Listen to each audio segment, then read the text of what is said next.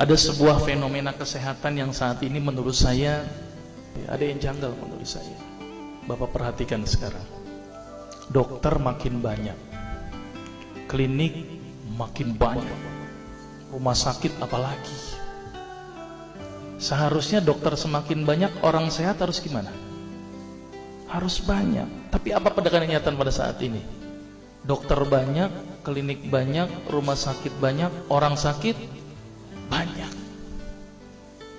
Ini yang salah siapa nih Pak? Dokternya atau pasiennya Pak? Karena saya dokter, saya salahin pasiennya. Ternyata pasien itu makhluk yang pasrah menurut saya.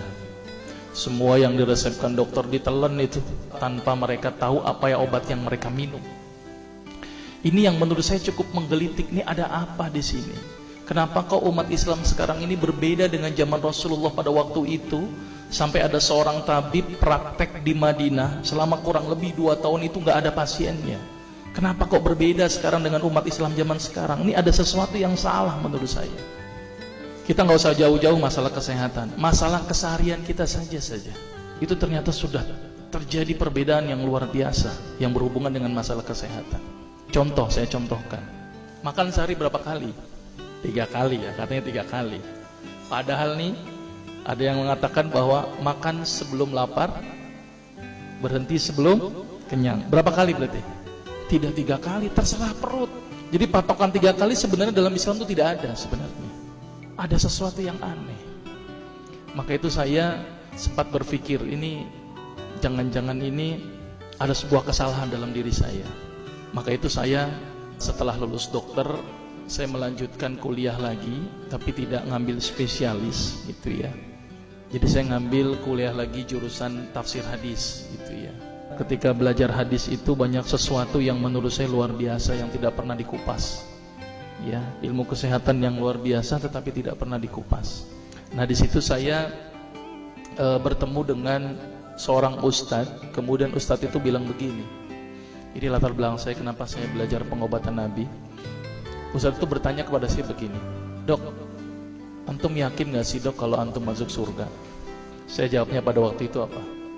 "Yakin Ustadz, saya masuk surga karena Allah menurut prasangka hambanya."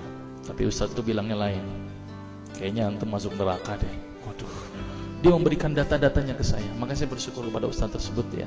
Dia ambil pada waktu itu, mohon maaf ya, saya menyebut merek, mohon maaf. Lihat dok, Lovenox, obat yang dipakai untuk mengencerkan darah.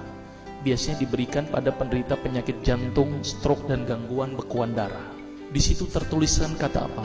Porsin origin. Ada yang tahu porsin? Porsin itu isinya Pak, babi Pak. Saya bilang, waduh, berarti dok kalau antum resepin porsin satu pasien, antum telan itu obatnya, kira-kira ibadah orang tersebut diterima gak sama Allah? Siapa yang dipersalahkan nanti? Diambil obat yang kedua, Actrapid. Apa itu? Insulin. Tulisannya apa? Human insulin.